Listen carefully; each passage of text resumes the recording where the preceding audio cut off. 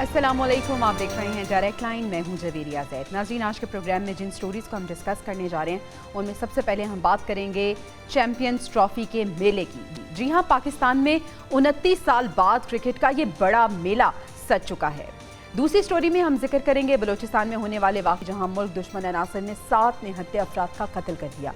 और प्रोग्राम के आखिरी हिस्से में बात होगी, ट्रंप ने रूस के साथ होने वाली जंग का जिम्मेदार यूक्रेन को करार दे दिया है।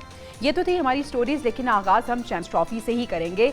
1996 के वर्ल्ड कप के बाद पाकिस्तान 29 साल बाद आईसीसी इवेंट की मेज़बानी कर रहा है। इफ्तिताही मैच में पाकिस्तान और न्यूजीलैंड की टीमें मद्दे मुकाबिल हैं और जनाब 321 रन का न्यूजीलैंड ने हदफ भी दे दिया है। इससे पहले अगर हम इफ्तिताही तकरीब की बात करें तो पाक फ़ज़ाइया के तैयारों ने मार्च पास्ट किया, जिसे शायकीन ने बहुत पसंद किया। सदर मुमलिकत आसिफ अली जरदारी और खातून अव्वल आसिफा भुट्टो ने भी शिरकत की। Chairman Pakistan cricket board Mohsin Naqvi साहब भी स्टेडियम पहुंचे और सदर मुमलिकत का उन्होंने इस्तकबाल किया।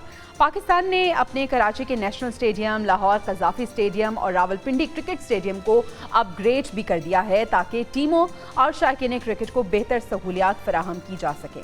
लेकिन नाज़रीन, दुनिया की जो बड़ी टीमें हैं वो इस इवेंट में टकराने तो जा रही हैं, लेकिन नज़रें जो हैं वो हमेशा पाकिस्तान और भारत के मैचेस पे होती हैं। पाकिस्तान में कुल 11 मैचेस खेले जाएंगे, लेकिन पाक भारत टाकरा पाकिस्तान में नहीं होगा। और इसके बावजूद हम ये कहने को बिल्कुल हम बरमला कह सकते हैं कि जहाँ पे भी पाक भारत टाकरा होगा, दुबई में वैसे तो होने जा रहा है 23 फरवरी को, तमाम तर नज़रें जो हैं वो इस टाकरे पे भी होंगी। लेकिन जनाब, आज के पहले मैच की बात कर लेते हैं और डिस्कशन का आगाज़ करते हैं। अपने पैनल को शामिल गुफ्तगू करते हैं। आपके पैनल में हमारे साथ मौजूद हैं स्पोर्ट्स एक्सपर्ट चौधरी अशरफ साहब, इसके साथ साथ मोहम्मद आदिल साहब, नसीर वागा साहब और हामिद अल मशरकी साहब भी हमें ज्वाइन करेंगे। चौधरी अशरफ साहब, पहला मैच पाकिस्तान और न्यूजीलैंड के दरमियान 321 रन के हदफ का ताक़ुब पाकिस्तानी टीम कर रही है और सऊद शकील जो हैं वो 6 रन बनाकर वापस भी लौट चुके हैं। पाकिस्तान तो कभी भी प्रेशर का मुकाबला नहीं कर सकती, तो अब इतना बड़ा प्रेशर, इतना बड़ा हदफ क्या बनने जा रहा है? क्या पाकिस्तानी टीम चेस कर सकेगी इतना बड़ा स्कोर? जवेरिया, बहुत शुक्रिया सबसे पहले आपका। आपको बताऊं कि ये जो टूर्नामेंट का स्कोर जब बड़ा बन जाता है तो ये इतना उसको हासिल करना आसान नहीं होता, क्योंकि आम सीरीज में अगर आप बात करें कि हमने जैसे जनूबी अफ्रीका के खिलाफ 350 रन का हदफ चेज किया, तो वो एक सीरीज थी, एक बायलैटरल सीरीज थी, और ये एक टूर्नामेंट है। टूर्नामेंट का प्रेशर कुछ और होता है। और आज पाकिस्तान की बॉलिंग फिर एक मरतबा ऑफ कलर दिखाई दिए। आप सबसे ज्यादा हारिस रऊफ को स्कोर पड़े, लेकिन उन्होंने 2 विकेटें भी हासिल की। कीवी बल्लेबाजों ने यहाँ पर, मैं कह रहा हूँ, उनका जादू सर चढ़ कर बोला और उन्होंने जहां दिल किया वहां पर शॉट्स खेले और अपनी मर्जी की चौके और छक्के भी लगाए। तो मैं समझता हूँ कि ना यहाँ पर कप्तानी नजर आई है मुझे, ना हमारे फास्ट बॉलर नजर आए हैं। अब ये बल्लेबाजों का इम्तहान शुरू हो चुका है। शायद इसी वजह से जो कप्तान मोहम्मद रिजवान है, उन्होंने टॉस जीतकर पहले बॉलिंग करने का फैसला किया। तो ये फैसला आपको लगता है कि दुरुस्त था? देखें जी, ये फैसला उस वक्त दुरुस्त साबित होता जब वो न्यूजीलैंड के खिलाड़ियों को 200 सवा 200 तक महदूद रखते। लेकिन क्योंकि अब 350 रन बन चुके हैं बोर्ड पर, तो ये टूर्नामेंट के रन हैं। मैंने आपको जैसा शुरू में कहा, सीरीज और टूर्नामेंट के रन में फर्क होता है। इसकी एक और मिसाल आपको दूंगा। 2023 का जो वर्ल्ड कप भारत में खेला गया था, उस वक्त भी न्यूजीलैंड ने 401 रन पाकिस्तान के खिलाफ बना दिए थे, और जवाब में बारिश की वजह से पाकिस्तान टीम को पता था कि डकवर्थ लुइस यहाँ पर बारिश जरूर होगी। मौसम की पेशगोई पहले की गई थी। अच्छा साहब, लाहौर में तो बारिश का मौसम बन रहा है, लेकिन अनफॉर्चुनेटली आज का मैच लाहौर में नहीं होने जा रहा। खैर आदिल साहब, हमने देखा कि मोहसिन नकवी साहब ने स्टेडियम्स की तज़ीनो आराइश में कोई कसर नहीं छोड़ी और बड़े महदूद वक्त में तमाम स्टेडियम्स को अपग्रेड किया गया है। आपको क्या लगता है कि क्रिकेटर्स का अपग्रेड होना भी ज़रूरी था?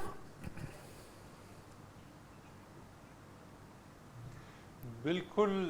जैसे कहते हैं कि जंगी बुनियादों पर स्टेडियम्स तैयार किए गए थे। क्रिकेट टीम के अंदर बहुत सारी खामियां हैं। आपने 321 बहुत बड़ा रन टारगेट नहीं है। T20 क्रिकेट के बाद अब वनडे क्रिकेट में 300 एक नॉर्मल स्कोर है, और पाकिस्तान को इस चीज़ को समझ के جو ہے وہ چلنا چاہیے کہ ہر میچ میں 300 کا جو ٹارگٹ اس کو مل سکتا ہے. جب ہم نے جو 6 ملکی سیریز دیکھی تھی اس میں بھی آپ نے دیکھا کہ 300 کے جو ہے وہ ٹارگٹ اچیو ہوئے. تو پاکستان نے پہلی بال سے ہی جو ہے وہ پریشر لیا. آپ پریشر کو ایک سائڈ پر رکھ کر کھیلے, میچ کو میچ کے طریقے سے کھیلنا چاہیے. ٹھیک ہے بڑے ٹورنامنٹ کا پریشر ہوتا ہے, لیکن اگر آپ پریشر نہیں لیں گے تو پھر کس طرح سے اتنا بڑا ٹارگٹ جو ہے وہ چیز کریں گے. اچھا عادل صاحب, پاکستان میں 29 سال بعد کرکٹ کا یہ بڑا میلہ سج چکا ہے, کس طرح سے آپ دیکھ رہے ہیں سیکیورٹی انتظامات کو, کس طرح سے دیکھ رہے ہیں, اور جو کرکٹ لورز ہیں, کرکٹ فینز ہیں, اور پاکستان کا جو اوور آل امیج ہے وہ کتنا پازیٹیو جو ہے وہ پوری دنیا میں جائے گا اس کے بعد؟ دیکھیں آج جو پاکستان میں جو ایک کامیاب ٹورنامنٹ کا انعقاد ہوا ہے, اس نے ایک میسج دیا ہے پوری دنیا کو کہ پاکستان دہشت گردی سے پاک ملک ہے, اور ایک بڑی کامیابی ہے پاکستان کے لیے. اور اس میں جو رنگ میں جو بھنگ ڈالا ہے بھارت نے, جو اس نے سیاست اور کرکٹ کو ملا دیا اور پاکستان اپنی ٹیم نہیں بھیجی. دیکھیں یہ ایک بہت اچھا موقع تھا کہ اگر بھارتی ٹیم پاکستان آتی تو یہاں پر ایک کرکٹ ڈپلومیسی کے تحت معاملات بہتر بھی ہو سکتے تھے. پاکستان اور انڈیا کے درمیان کو پہلی دفعہ تو معاملات کشیدہ نہیں ہے, اور نہ پہلی دفعہ جو ہے وہ کرکٹ کے جو مقابلے ہو رہے ہیں, لیکن بھارت نے ہمیشہ کوشش کی ہے کہ پاکستان کی خوشی میں بھنگ ڈالے. تو اب یہ دیکھیں کہ ماضی میں بھی ہم نے دیکھا کہ 87 میں ضیاء الحق نے جو ہے وہ ایک جنگ کا سا ماحول تھا. اس وقت راجیو گاندھی کی بھارت میں حکومت تھی. اس وقت تو ضیاء الحق جو ہے وہ خاص طور پہ جو ہے وہ جے پور میچ دیکھنے گئے, اور اس کی وجہ سے ایک جنگ جو ہے وہ ٹل گئی. یہی ہم نے 2005 میں مشرف کے دور پہ دیکھا تھا کہ کارگل جنگ کے بعد جو ہے وہ ایک دونوں ملکوں کے درمیان تعلقات کشیدہ تھے, لیکن اس کے باوجود جنرل مشرف جو ہے وہ انڈیا گئے اور تاکہ تعلقات جو ہے وہ نارمل ہو سکیں. پھر ہم نے ورلڈ کپ تھا 2011 کا, جس میں جو ہے وہ یوسف رضا گیلانی جو ہے وہ بھارت گئے تھے. اس وقت پاکستان اور انڈیا کے تعلقات کشیدہ تھے. تو اس وقت بھی ایک کوشش ہو سکتی تھی کہ اس موقع پہ بجائے اس کے کہ اس کو سیاسی رنگ دیا جاتا, اور لیکن عادل صاحب تاریخ میں کبھی بھی ایسا نہیں ہوا کہ اس کوشش کا یا اس موقع کا بھارت نے فائدہ اٹھایا ہو, بلکہ پاکستان کے حوالے سے اگر کوئی بہت بڑی خبر آ جاتی ہے تو ان کی تو جیلسی سٹارٹ ہو جاتی ہے. نصیر واگا صاحب, 1996 کے بعد پہلی بار پاکستان ایک بہت بڑے ایونٹ کی میزبانی کر رہا ہے, اور اس میں ہم نے دیکھا ہے کہ بھارت کا وہی رویہ وہی روش رہی ہے. وہ کرکٹ میں بھی کھیل میں بھی سیاست کو لے آئے ہیں. نقصان کس کا ہے؟ مجھے تو ایسا لگ رہا ہے کہ بھارت نے اپنا ہی نقصان کیا ہے اس میں. دیکھیں بین الاقوامی طور پر اور انٹرنیشنل سطح پر یہ سب ٹیموں کے سامنے بات آئی کہ بھارت نے کس طرح ہٹ دھرمی کا مظاہرہ کیا اور پاکستان میں آنے سے انکار کر دیا. ظاہر ہے پھر جواباً پاکستان نے بھی یہی جواب دینا تھا کہ ہم بھی پھر آپ کے ملک میں اگر اس طرح کا کوئی بڑا ٹورنامنٹ ہوتا ہے تو ہم بھی وہاں نہیں آئیں گے. لیکن یہ ایک بہت ہی غلط اور بری مثال ہے. اس سے یہ واضح طور پہ نظر آ رہا ہے کہ بھارت کے پیٹ میں مروڑ اٹھ رہے ہیں کہ پاکستان میں اتنی بڑی چیمپئنز ٹرافی ہو رہی ہے, یعنی وہ اس کو برداشت ہی نہیں کر رہے. یہ جو ڈپلومیسی ہے, میں حیران ہوں خاص طور یہ دیکھیے اوور آل یہ فیصلہ بھارتی حکومت کا ہے, کوئی بھارتی کرکٹ بورڈ کا یہ فیصلہ نہیں ہے. یہ بات بالکل کلیئر لوگوں کو سمجھ جانی چاہیے. یہ بھارتی حکومت نے یہ کام کیا کہ جی ہم پاکستان نہیں جائیں گے. اچھا کیا باقی 7 جو ٹیمیں ہیں ان کے لیے یہ سیکیورٹی کے لیے ملک ٹھیک ہے اور صرف ایک بھارت کے لیے یہ ٹھیک نہیں ہے؟ اس چیز سے واضح طور پہ نظر آ رہا ہے کہ وہ کتنے جیلس ہیں اور ان کو کتنی آگ لگی ہوئی ہے. اچھا واقع صاحب, جو آپ نے بات کی نا کہ بھارتی گورنمنٹ کا یہ فیصلہ ہے, کیونکہ بھارتی کرکٹرز بھی اور بھارتی کرکٹ فینس بھی وہ چاہتے ہیں کہ پاکستان اور بھارت کے تعلقات بہتر ہوں, اور یہ ٹاکرا جو ہے وہ آمنے سامنے ہو, مطلب ایک دوسرے کے ملکوں میں میچ دیکھیں. میں آپ کو اس کی بڑی ایک اور مثال دیتا ہوں. ایک معروف ان کے بیٹسمین تھے وریندر سہواگ, انہوں نے ایک دفعہ بتایا کہ میں پاکستان آیا ہوا تھا تو پیچھے بھارت میں ان کے گھر میں کچھ شادی تھی, تو انہوں نے وہاں سے فون کیا کہ آپ انڈیا के लिए वहाँ से कुछ कपड़े शादी के लिए लेते आइएगा। अच्छा, उन्होंने बताया कि जब मैं दुकान पर गया तो मैंने वहाँ से 15-20 सूट खरीदे। उनको पता था कि मैं कौन हूँ, तो जब मैंने दुकानदार से पूछा कि भाई मुझे इसका बिल दीजिए, तो उसने कहा कि हम मेहमानों से बिल नहीं लिया करते। और वो इस बात पे हैरान हुआ कि यार पाकिस्तानी कितने बड़े मेहमान नवाज हैं। पॉजिटिव जेस्चर्स देता रहता है। अशरफ साहब, टेक्निकलिटीज की आपसे हम बात करेंगे। अब आप प्रेशर एक तो बिल्ड हो चुका है टीम पे, दूसरा आप किस तरह से देख रहे हैं जो टीम की सिलेक्शन हुई है और कप्तानी को किस तरह से देख रहे हैं? मोहम्मद रिजवान एज अ कप्तान कैसे जा रहे हैं? जी, आज के अगर तो आप सिलेक्शन के बारे में कहें तो वो मैं अकेला नहीं, जो साबिक सब टेस्ट क्रिकेटर्स हैं उन्होंने इस टीम की सिलेक्शन पे सवालिया निशान उठाया।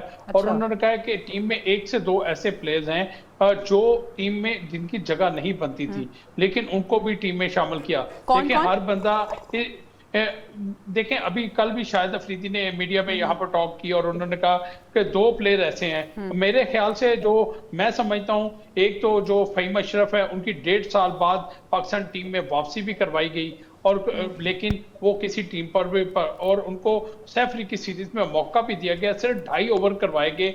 1.5 साल बाद आप एक ऐसे खिलाड़ी को शामिल करते हैं और एक ऐसे खिलाड़ी की जगह पर जो आपके लिए परफॉर्म भी कर रहा है, तो ऐसे में, और दूसरा साउथ स्कील की जो शमूलियत है उस पर भी सवालिया निशान खड़ा किया गया कि वो कैसे पाकिस्तान टीम का हिस्सा बन गया। लेकिन क्योंकि सिलेक्शन कमेटी भी इनको डिफेंड कर रही है, टीम मैनेजमेंट भी इनको, कप्तान भी इनको डिफेंड कर रहा है कि यही हमारी टीम बनती थी। चलो कोई बात नहीं, आपकी टीम बनती थी, आप परफॉर्म करके भी तो दिखाओ ना। और जहां तक आपने टेक्निकली बात की, तो यहाँ पर अगर पाकिस्तान टीम अब भी यहाँ पर 1 से 2 जो ऐसी पार्टनरशिप बनती हैं, 100 रन या 50 रन प्लस 2 पार्टनरशिप बन जाती है ना, तो वो स्ट्राइक रेट को बेहतर करते हुए तो पाकिस्तान रन्स के हदफ के ताकब में करीब पहुंच सकता है। लेकिन उसके लिए यह है कि साथ साथ बॉल्स को भी देखना है, ओवर जाया ना हो, आपने विकेट भी बचानी है। फिर आपको 2 से 3 जो पार्टनरशिप बन जाएंगी ना, आपने देखा कि अगर न्यूजीलैंड टीम की बात करूं तो उनकी जानब से 2 ही एक ऐसी पार्टनरशिप बनी है, एक कोई 70 रन प्लस की बनी है और एक 118 रन की पार्टनरशिप बनी है। इन 2 पार्टनरशिपों ने उनके स्कोर को 300 प्लस तक पहुंचा दिया। अशरफ साहब, आप किससे एक्सपेक्ट कर रहे हैं ऐसी पार्टनरशिप, अगर हम अपने बैटर्स की बात करें?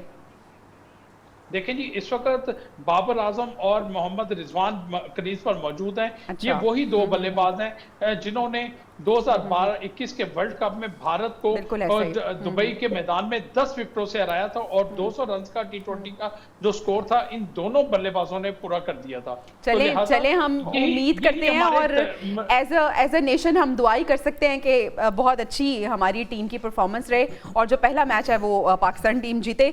आदिल साहब, पाकिस्तान में इंटरनेशनल क्रिकेट की वापसी, सिक्योरिटी इदारों की काविश को किस तरह से आप देख रहे हैं?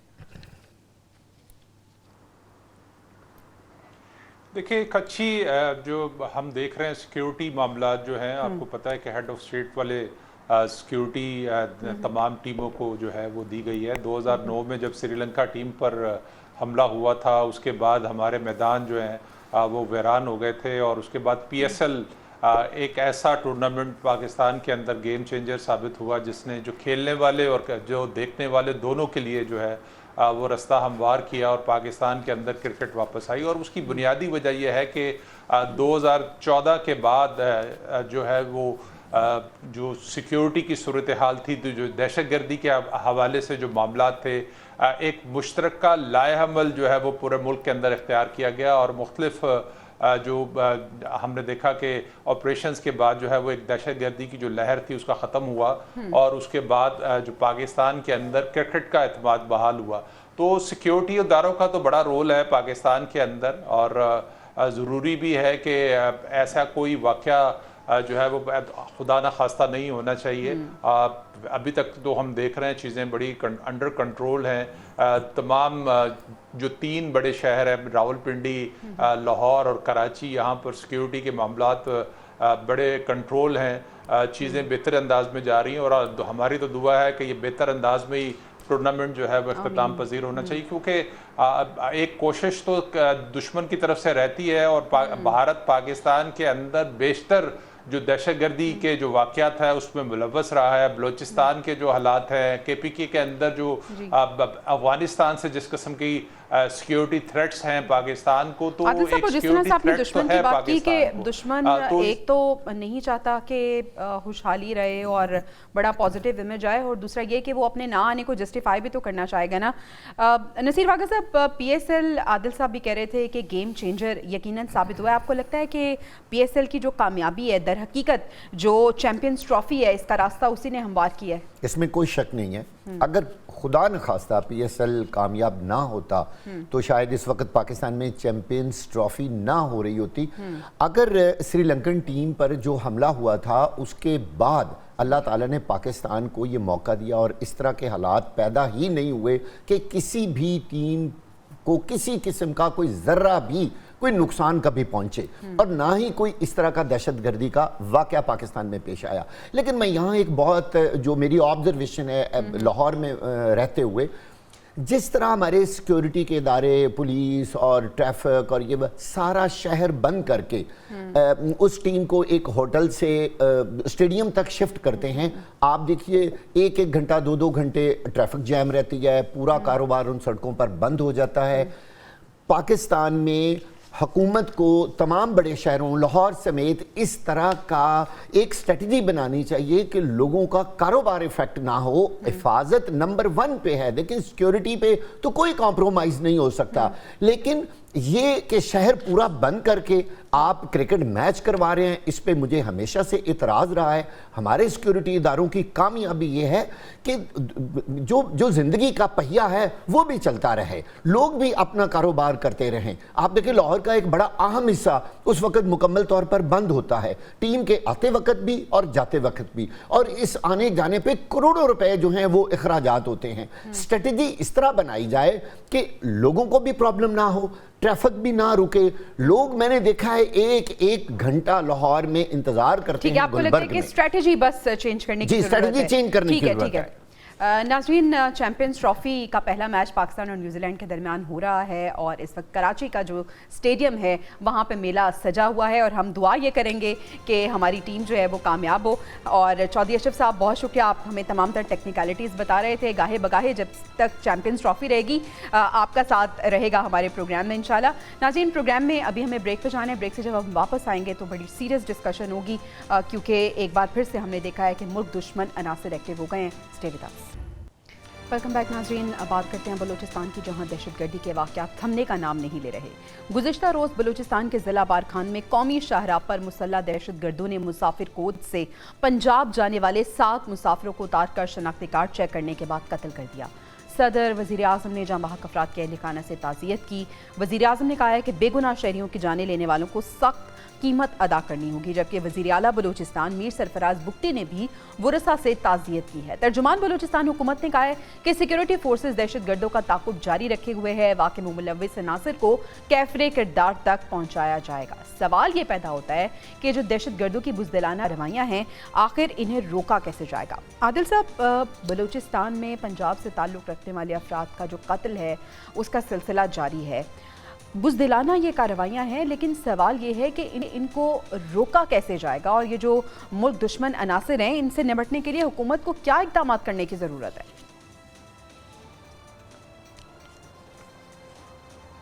देखिए, ये जो लिसानी बुनियादों पर कत्लेआम है, एक तो इंतहाई अफसोसनाक है, और बदकिस्मती ये है कि एक तवील अरसे से ये जारी है। सिक्योरिटी फोर्सेस यकीनी तौर पर वहाँ पर इक़दामात कर रही हैं। बलोच जो कालादन तंजीमें हैं जो इस किस्म के मामलात में मुलव्वस है, क्योंकि 3 तरह की दहशतगर्दी हम बलूचिस्तान में देख रहे हैं।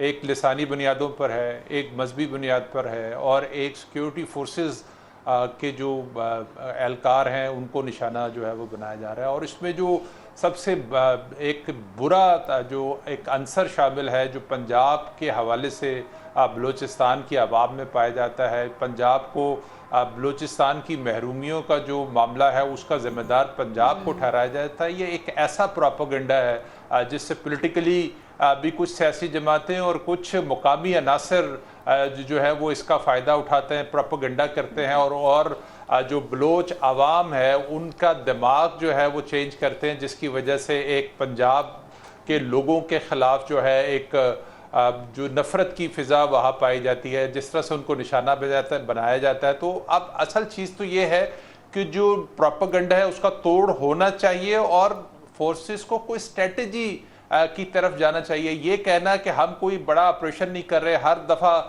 جو ہے بلوچستان کے اندر ایک دہشت گردی کی واردات ہوتی ہے اور اس کے بعد افسوس کے بیانات آتے ہیں، تعزیت کے لیے پرائم منسٹر اور آرمی چیف وہاں چلے جاتے ہیں. اس سے مسئلہ کا حل نہیں نکلتا. ایک مکمل مضبوط اسٹریٹجی چاہیے، جیسے آپ نے دہشت گردی کے خلاف اپنائی تھی، آپ کو بلوچستان کے اندر بھی ایک اسٹریٹجی اپنانی چاہیے. اور یعنی صرف کنڈیم کرنا کافی نہیں ہے بلکہ اسٹریٹجی بنانی چاہیے، اور اسٹریٹجی بنانی صرف نہیں جانی چاہیے بلکہ اس کو امپلیمنٹ بھی کرایا جانا چاہیے. نصیر واگا صاحب، گزشتہ سال بھی ہم نے دیکھا کہ 23 مسافر جان کی بازی ہار گئے. اب پھر کل کے روز ہم نے دیکھا ہے کہ 7 نہتے افراد قتل کر دیے گئے. ٹھیک ہے، اگر لسانی بنیادوں پہ ہم دیکھیں آپ کو گرجز ہیں صوبوں کے لحاظ سے، لیکن معصوم شہری، نہتے شہری، مزدور، حجام اور عام شہرین کا کیا قصور ہے؟ ایک تو بات یہ دیکھنی ہے کہ بلوچستان حکومت پھر وہاں کیا کر رہی ہے، وہ ان کا law and order per control جو ہے وہ کہاں ہے.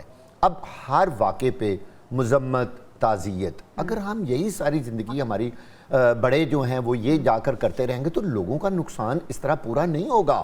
دیکھیے، عوام کو، لوگوں کو اپنی جان و مال کا تحفظ چاہیے. کل میں جب یہ ایک انٹرویو سن رہا تھا تو یہ جو 7 افراد بارکھان سے جو ایک بس آ رہی تھی پنجاب کی جانب، اس میں ایک بھائی نے بتایا کہ میرے سامنے میرے دوسرے بھائی کو انہوں نے گولی مار دی. انہوں نے پوچھا کہ آپ کے پاس شناختی کارڈ ہے؟ ایک نے کہا میرے پاس شناختی کارڈ نہیں ہے. انہوں نے سمجھا کہ ہے یہ پنجابی جس کی وجہ سے یہ بتا نہیں رہا. انہوں نے 7 افراد کو جا کر پہاڑیوں میں گولیاں مار دی. اب بات یہ ہے کہ یہ کوئی چھوٹا واقعہ نہیں ہے اور یہ کوئی پہلا واقعہ نہیں ہے. پچھلے 6 ماہ میں یہ 7واں 8واں واقعہ ہے اور کتنے نہتے لوگ اور بے گناہ لوگ جو ہیں وہ مارے جا رہے ہیں. اور افسوس کی بات ہے کہ پنجابیوں کے شناختی کارڈ دیکھ کر عادل صاحب نے بالکل صحیح کہا ہے کہ یہ ایک ایسا پروپیگنڈا کیا جا رہا ہے کہ پنجاب جو ہے وہ بلوچستان کے جو تمام وسائل ہیں شاید وہ کھا رہا ہے اور ان تک وہ وسائل نہ پہنچانے کا ذمہ دار جو ہے وہ پنجاب ہے، جو کہ بالکل غلط ہے. یہ وہاں کے لوکل کئی ایسے شیطان صفت لوگ ہیں جو عوام کے دماغ میں یہ چیزیں ڈال رہے ہیں کہ پنجاب اس ساری چیزوں کا ذمہ دار ہے. لیکن ان کو یہ یاد رکھنا چاہیے کہ اوورآل اس کا نقصان پورے ملک کو ہے. بلوچستان کی مقامی حکومت کا کام ہے کہ اس کو کنٹرول کرے. حامد صاحب، بلوچستان حکومت آخر کیا کر رہی ہے؟ اگر ہم وفاق کی بھی بات کریں تو صرف مذمت کر دی جائے، کنڈیم کر دیا جاتا ہے، لیکن اقدامات کون اٹھائے گا؟ دیکھیے جویریہ، یہ بڑی بدقسمتی ہے کہ بلوچستان حکومت کی بھی ناکامی ہے، اور میں اس کو اس انداز سے دیکھتا ہوں کہ انتہائی بدقسمتی یہ ہے کہ ہمارے جو بلوچ بھائی ہیں وہ ان میں سے کچھ لوگ ایسے ہیں جو ہمارے دشمن کے ہاتھوں میں کھیل رہے ہیں اور دشمن کے ایجنڈے پہ کام کر رہے ہیں، اور ان کو اس بات کا اندازہ نہیں ہے کہ اس سے خود پاکستان اور بلوچستان دونوں کی جڑیں کھوکھلی ہو رہی ہیں. اس سارے معاملے کے اندر ایک اہم بات یہ ہے کہ میں سمجھتا ہوں کہ اب وقت آ گیا ہے کہ جو قوم پرست جماعتیں ہیں ان کو کسی نہ کسی طرح سیاسی دھارے میں اور ڈائیلاگ کے ذریعے انگیج کیا جائے، کیونکہ جو قوم پرست جماعتیں ہیں وہ معاشرتی پہلو کے اوپر اس کا جو سوشل ایسپیکٹ ہے اس کو زیادہ اچھے انداز سے انڈرسٹینڈ کریں گی. اور سب سے بڑھ کر یہ ہے کہ جہاں پر واضح طور پر پتہ ہے کہ یہ دشمن کے ایجنڈے پہ کام کر رہے ہیں، ان کو را کی فنڈنگ ہے، ان کو دوسری فنڈنگ ہے، اس کے اوپر حکومت اور جو سیکورٹی فورسز ہیں ان کو بے رحمانہ آپریشن کرنا ہوگا. لیکن وہیں پر میں بڑا ضروری سمجھتا ہوں کہ اب وقت آ گیا ہے کہ جو بلوچ اور جو پنجابی یا سندھی یا پٹھان ہیں ان کے درمیان انٹریکشن سوشل سطح کے اوپر، معاشی اور معاشرتی سطح کے اوپر ایک ڈائیلاگ شروع کروایا جائے جو عوام کی حد تک جائے، لوگوں تک جائے، اور وہاں پہ جو پہاڑوں پہ چڑھے ہوئے ہیں ان کو بھی سمجھ آئے، اور جو نیچے شہروں میں رہنے والے لوگوں میں جو مس انڈرسٹینڈنگز پیدا ہو رہی ہیں ان کو ختم کرنا بڑا ضروری ہے. اور بلا شبہ لوکل حکومت हुकूमत की सबसे बड़ी जिम्मेदारी है। और उसकी वजह ये होती है कि मैं जब स्टडी करता हूँ तो मुझे एक चीज समझ आती है कि जब बांग्लादेश के वक्त हुआ या दूसरे वक्त हुआ, वो ये था कि इंटरेक्शन नहीं था। आज जरूरत उसी सूरत की है कि पंजाबी और बलूचियों की शादियां करवाई जाए, सिंधी और बलूचियों की आपस में फैमिलीज की शादियां करवाई जाए, ताकि वो जो कल्चरल गैप आ गया है उसको खत्म किया जाए। यानी सोशल कॉन्ट्रैक्ट को दोबारा से मजबूत करना हामिद साहब, जिस कल्चरल गैप की आप बात कर रहे हैं, आदिल साहब, क्या ये कल्चरल गैप को खत्म करना आसान है? सोल्यूशन हमारे पास है, तो फिर हम क्यों उसकी तरफ नहीं जान रहे? देखिए, अगर आप बलूचिस्तान के जो करता धरता है या हुकूमत के लोग हैं, जब आप उनसे बात करें, यानी कि ऑफ द रिकॉर्ड बात करें, तो उसमें ये चीज़ें बिल्कुल क्लियर आपको नज़र आती हैं कि जो मसले की असल, जो बलूचिस्तान के मसले के जो असल जड़ है वो उनको इल्म है, लेकिन बहुत सारी ऐसी मजबूरियाँ हैं जिसकी वजह से चीज़ें उस तरह से इम्प्लीमेंट नहीं होती। सबसे बड़ा जो गैप है और जो इस चीज़ का गवर्नमेंट को बड़ी अच्छी तरह एहसास है कि जो यंगस्टर्स हैं, जो यंग है जनरेशन है बलूचिस्तान की, उसका और रियासत का जो के दरमियान जो गैप है वो बहुत ज़्यादा है, जिसको कम करने की ज़रूरत है। और अभी तक इस तरह की एंगेजमेंट की तो जाती है, लेकिन जिस सतह पर करनी चाहिए उस तरह से वो अभी तक एंगेजमेंट उस तरह से हो नहीं पा रही। दूसरी चीज़ ये है कि बलूचिस्तान जो पाकिस्तान की तरक्की की चाबी है, आप ये देखें कि सीपैक हो, गवादर हो, जो रेकोडेक हो, या गैस के जो इंटरनेशनल पाइपलाइन मंसूबे हैं, वो सारे के सारे जो है बलूचिस्तान से गुजर के आने, और उसने पाकिस्तान की तरक्की में उनका बहुत बड़ा जो है वो किरदार हो रहा है। और इसी वजह से जो हमारे हमसाए कुछ ममालिक है वो इस पाकिस्तान के अंदर बलोच जो हमारे भटके हुए लोग हैं उनको उनके दिमाग में जहर उगलते हैं, और उसकी बुनियाद पर जो बलूचिस्तान के अंदर दहशतगर्दी की जो लहर है वो हम देख रहे हैं। इसके लिए ज़रूरी है कि डायलॉग्स होने चाहिए, उनको एंगेजमेंट होनी चाहिए, वहाँ पर जो वसाइल की तकसीम के हवाले से जो प्रोपेगेंडा किया जा रहा है उसको दूर किया जाना चाहिए। वहाँ पर जो यूथ है उसको एंगेज करना चाहिए, उसको आप जिसे कहते हैं कि नेशनल लेवल पर उनकी जो एक महरूमी है, जो उनकी जॉब्स के हवाले से है, जो उनकी और बहुत सारे सेहत के हवाले से है, तरक्याती मंसूबों के हवाले से है, इलाकों की तरक्की के हवाले से है, ये सारी चीज़ें जो है हुकूमत कर सकती है, एंगेज करेगी, लोगों को करेगी। और एक जो दहशतगर्द ग्रुप है उनको वो आप सालों में कोई एक आध जो फरारी है आप उसको बिठा के टीवी पे प्रेस कॉन्फ्रेंस करके इस तरह से मसले का हल नहीं होना। आपने अगर इनके खिलाफ एक्शन लेना है तो खुल के लेना है। नहीं है जिसका मुमकिन नहीं है, और ये जो बलूचिस्तान में हो रहा है इसका भी हल है। बस जो हुकूमत है और स्पेशली जो बलूचिस्तान हुकूमत है उसको सोचना चाहिए कि सिर्फ कंडेम करने से बात नहीं बनती, स्ट्रेटजीज बनानी होंगी और उसको इम्प्लीमेंट कराना होगा, क्योंकि ये बलूचिस्तान के लिए और मुल्क के लिए बहुत ज़रूरी है। नाज़रीन, ब्रेक पर जाने, ब्रेक से वापस आएंगे तो हम ट्रंप के हवाले से बात करेंगे। Stay with us. Welcome back नाज़रीन। अमरीकी सदर ट्रंप ने रूस के साथ होने वाली जंग का जिम्मेदार यूक्रेन को करार दे दिया है। अमरीकी सदर ने यह कहा है कि वो यूक्रेन के रद्द-ए-अमल से मायूस हैं। यूक्रेन जंगबंदी का मुआहिदा पहले ही कर सकता था। सवाल ये पैदा होता है कि क्या अमरीकी सदर का दुनिया में जंगें बंद करवाने का मिशन सच साबित होगा, और क्या ट्रंप पॉलिसी की वजह से रूस और अमरीका के दरमियान बर्फ पिघल रही है? आदिल साहब, जब ट्रंप आए थे इन्होंने नैरेटिव अपनाया था, वो तो जंगबंदी का था। अब उन्होंने कहा है कि जो रूस के साथ जंग करने का जिम्मेदार है वो यूक्रेन है। क्या सोच रखते हैं, और वो नैरेटिव जो वो लेके आए थे क्या वो उसको पूरा करेंगे?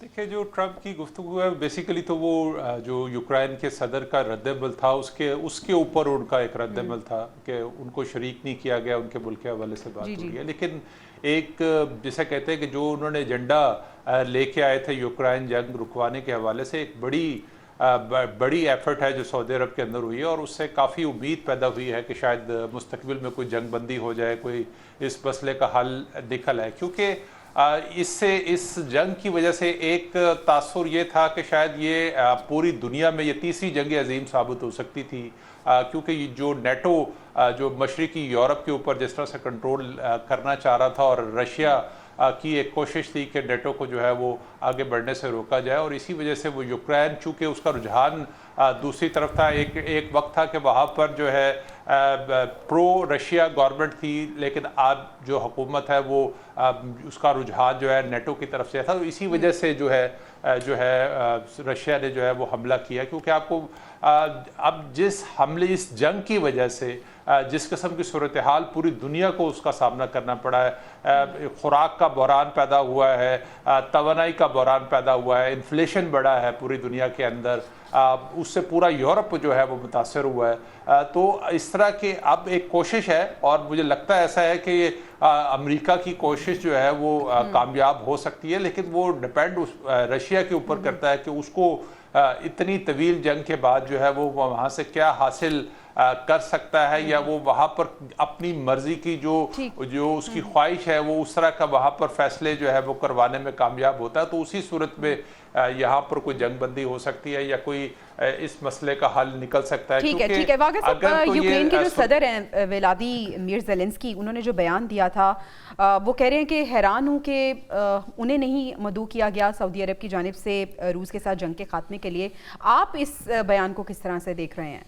देखिए, रूसी सदर, यूक्रेनी सदर अपनी जगह पे बिल्कुल दुरुस्त है। जब हम ट्रंप की बात करते हैं और ओवरऑल इस खिते की बात करते हैं, तो असल बात तो ये है कि ट्रंप साहब जो है ना वो पूरी दुनिया को फतह करने आए हुए हैं। हालांकि यूक्रेनी सदर का इन डायलॉग्स में होना बहुत ज़्यादा ज़रूरी था। भाई वो उसमें पार्टी हैं, वो एक उनका बड़ा अमल दखल है, ज़ाहिर है उनके मुल्क का फैसला है, तो उनका वहाँ होना बहुत ज़्यादा ज़रूरी था। अब बात यह है कि जो ट्रंप के ख्यालात हैं वो सिकंदर आज़म बनना चाहते हैं। आपने देखा कि उन्होंने अपनी इलेक्शन मुहिम के दौरान एक फ़िक्रा बोला, you need to vote for once only. इसका मतलब यह है कि शायद ट्रंप साहब ये समझ रहे हैं कि बस एक बार आप वोट दे के मुझे सदर बना दें और उसके बाद अमेरिका का कोई सदर नहीं आएगा और मैं ताहयात सदर बन जाऊंगा। जो मुल्क उनकी बात नहीं मानता, जैसे यूक्रेन है, अब जो वो चाहते हैं वो नहीं कर रहा, जिसके फौरी बाद ट्रंप उनके खिलाफ हो जाता है। ये ट्रंप की एक पॉलिसी है, कभी वो गजा की बातें करता है, कभी वो दूसरे ममालिक पर कब्जे की बातें करता है। ये उसकी एक अजीबोगरीब पॉलिसी है और उसके दिमाग में खबत सवार हो गया है कि मैंने दुनिया को फतह करना है। ठीक है हामिद साहब, ट्रंप पॉलिसीज रूस और अमेरिका के दरमियान जो बर्फ है, आपको लग रहा है कि वो पिघलती हुई नजर आ रही है? देखिए, ट्रंप ने एक हिसाब से जो बाइडेन इंतजामिया के मुकाबले में मुकम्मल यू टर्न लिया है, और खुद अमेरिका के अंदर भी बड़े तहफ़्फ़ुज़ात हैं। बहुत सारे सेनेटर्स ने जो ट्रंप के हामी थे उन्होंने भी इस पे ट्रंप की मुखालफत की है, और ऐसे नजर आ रहा है जैसे ट्रंप रशिया की हर बात मानने को तैयार हो गए हैं, जिसके अंदर उन्होंने कह दिया कि यूक्रेन के जो इलाके रशिया ने फतह कर दिए वो यूक्रेन को वापस नहीं मिलेंगे।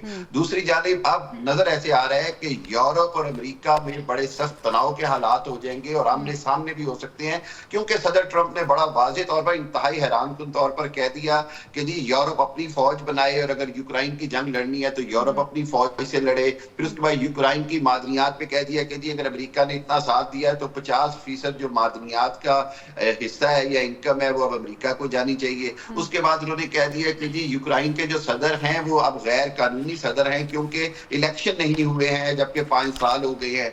उसके बाद उन्होंने ये भी कह दिया कि जी नेटो में किसी हालत में भी यूक्रेन को नहीं आना चाहिए। जब ये सारी चीजें नजर आए तो एक बात समझ आ रही है, और वो ये कि ट्रंप जो है वो मुकम्मल तौर पर इस यूक्रेन जंग में रशिया को फैसिलिटेट करना चाहते हैं और जंग खत्म करने के लिए वो कोई भी कीमत देने को तैयार हैं।